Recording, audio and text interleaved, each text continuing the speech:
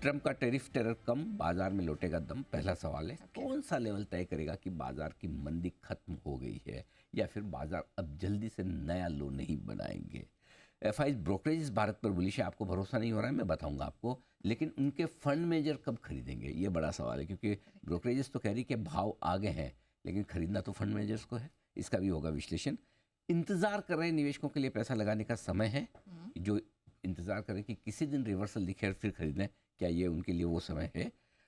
Traders फंसे हुए हैं तो उछाल में क्या करें, खरीदना है या बेचना है, नया ट्रेड क्या हो और पुराने फंसे हुए ट्रेड में क्या करना है।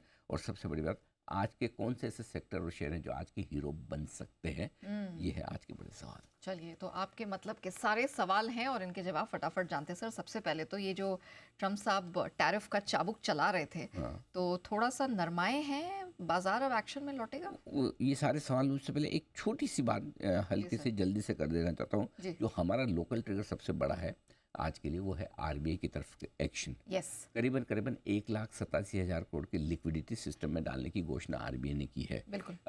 आरबीआई गवर्नर लगातार, नए गवर्नर साहब लगातार बार बार सिस्टम में लिक्विडिटी बढ़ाने की बात करें।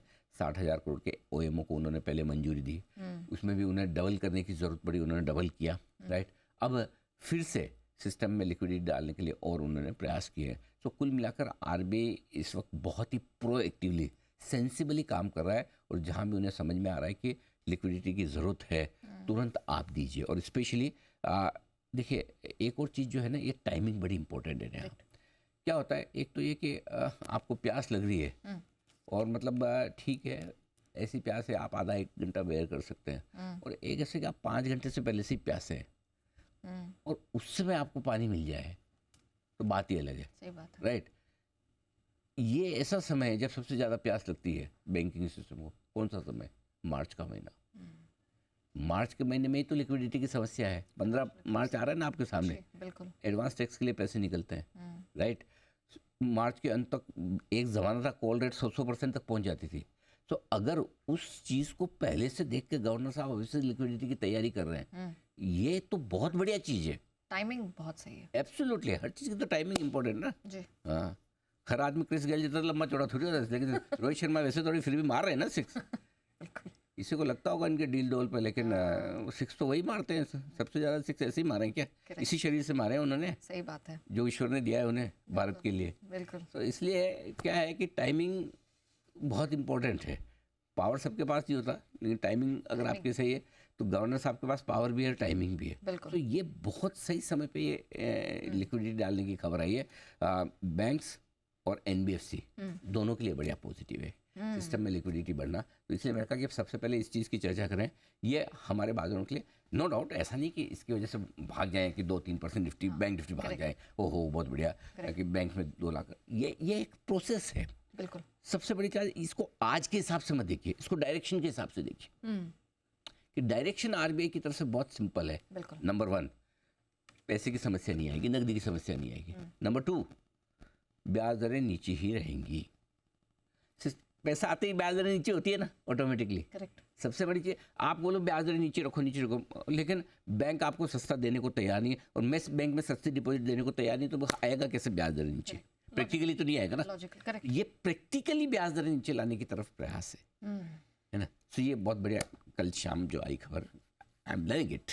मुझे लगता है सेक्टोरल एनालिसिस में भी इसका बिल्कुल रहेगा आगे। बिल्कुल रहेगा। चलिए, सर ने ये बहुत अच्छा एनालिसिस दे दिया जो कि डोमेस्टिकली बहुत इंपॉर्टेंट है। लेकिन सर, आ जाते हैं थोड़ा यूएस टैरिफ टेरर पे। नरमा रहा है, फायदा मिलेगा? देखो, करना ही पड़ेगा, मतलब अकड़ है ना, और वो मतलब तानाशाही तो हिटलर की भी नहीं चली। नहीं, आपने भी कहा था कि 3 देश हैं, उन्होंने सामने से कह दिया है कि भाई अब जो ट्रम्प बोले हैं ना टैरिफ को लेके, मैं ये कर दूंगा, मैं वो कर दूंगा, ऐसा कर दूंगा, कुछ नहीं। जिन लोगों को ट्रम्प से डर लगता है ना, मैं उनको एक ही चीज़ बोलूँगा, कल चीन की तरफ जो स्टेटमेंट आया ना वो पढ़ लो। आपको चीन से ज़्यादा, ट्रम्प से ज़्यादा चीन से लगने लगेगा। हाँ, मतलब चीन ने साफ साफ शब्दों में, तुम 1 थप्पड़ मारोगे हम 4 मारेंगे। बहुत कड़ा वाला स्टेटमेंट दिया, गंदा वाला एकदम, है ना। तो ये उनको समझ में आ रहा है कि भाई वो इतना आसान नहीं है कि भाई मैं कुछ भी करूँ दुनिया में मेरा विरोध ना हो।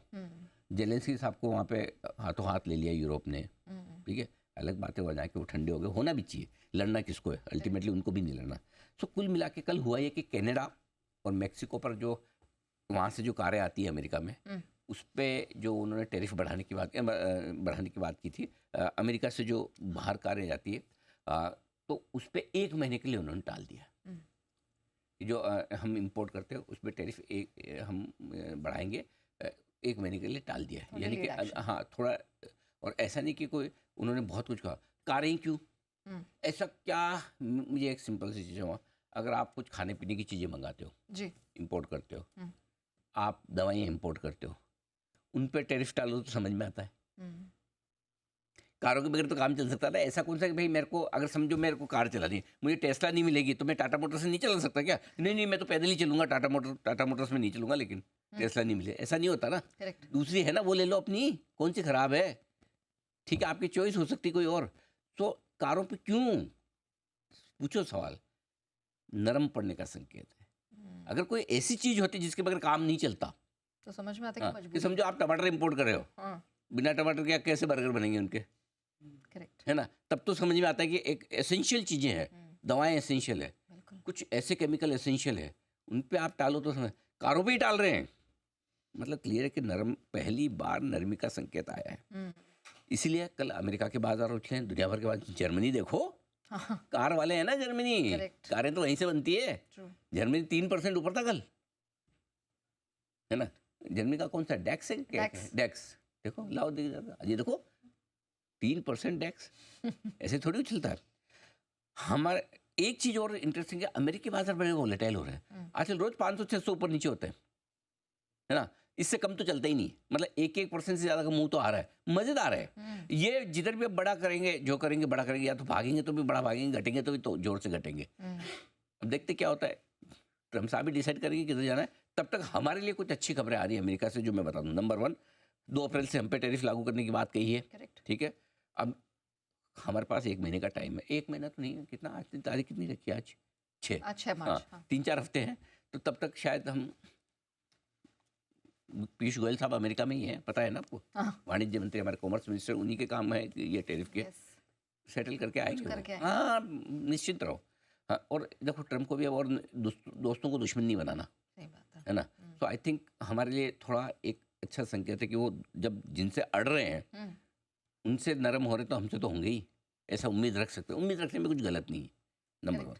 नंबर 2, डॉलर इंडेक्स सबसे बड़ा पॉजिटिव है। हमने जैसे हमने कहा भी था, जैसे, और आपको याद होगा कि जब लोग सही बार बार बोल रहे थे कब बॉटम बनेगा, कब बॉटम बनने के संकेत तभी आएंगे जब आपको डॉलर इंडेक्स रिवर्सल होते हुए दिखेगा। करेक्ट। डॉलर इंडेक्स की कमजोरी जहाँ से शुरू हुई, आप देख लीजिए 110 से डॉलर इंडेक्स घटकर 104 के करीब आ गया, रुपए ने बॉटम बना के गिरना बंद कर दिया। एक और बढ़िया संकेत है, आमतौर पर सारी बुरी खबरों के बीच में माहौल खराब होता है। 21,964 का लो जो आपने 2 दिन पहले बनाया, उसके ठीक 1 दिन पहले 11,700 करोड़ की कैश में बिकवाली, MSCI इंडेक्स को मिला के देखें तो 18-20 हज़ार करोड़ की बिकवाली का भी टॉप वहीं बना है, बिकवाली का टॉप और बाजार का बॉटम, हाईएस्ट एवर बिकवाली के साथ बाजार का बॉटम। सो कई सारी चीज़ें एक साथ जो खराब होती है ना, आप देखो, और ये हमारा एकदम परफेक्ट था कि डॉलर इंडेक्स ही डिसाइड करेगा कि हमें बढ़ना ही नहीं बढ़ना, और वहाँ से अब धीमे धीमे आपके लिए। तीसरा, कच्चा तेल, उससे पहले एक चीज़ और बॉन्ड यील्ड बता दूं, बॉन्ड यील्ड 4.25% के आसपास आ गई घटकर, ये भी करीबन ट्रम्प साहब के कुर्सी पे बैठने के बाद 0.5% से ज़्यादा घटी है। और आखिर में जो हमारे लिए सबसे इम्पोर्टेंट है वो है कच्चा तेल। कच्चा तेल मैं फिर कहूँगा, आंखें मल के देखिए, ऐसे आपको भरोसा नहीं होगा, $70 के नीचे 69 आ गया था कल, 3 साल के नीचे, 1-2 साल के नहीं, 3 साल के, 3 साल में सबसे फेवरेबल है कच्चा तेल। और क्या चाहिए लाइफ में आपको, इंडिया के लिए सब ठीक हो रहा है। नवंबर के बाद फरवरी में फर्स्ट मंथली डिक्लाइन दिखा और गिरता ही जा रहा है। तो बहुत बोल्ड कॉल दिया है इस बार की, इस साल की थीम ही कच्चा तेल है। आप देखिए, BHP IOC हुआ या फिर आपके इंडिगो हुआ, ये सारे स्टॉक्स, एशियन पेंट्स हुआ, जो हमने बोल्ड कॉल, और आज भी देखिए खराब मार्केट में उतने नहीं घटे हैं। BPHP तो चलो थोड़ा PSU इसलिए, एशियन पेंट्स देखे ना कहाँ घटा है, इंडिगो देखो ना कहाँ घटा है। एशियन पेंट्स 2300 के आसपास लाओ जरा, एशियन पेंट्स और इंडिगो लाइए, 2150-65 के आसपास है। इवन इंडिगो 4400-4500 है आपका, 4700 हो गया उठते बढ़ते, क्या बात। तो बढ़िया है, कोई दिक्कत नहीं, ये है।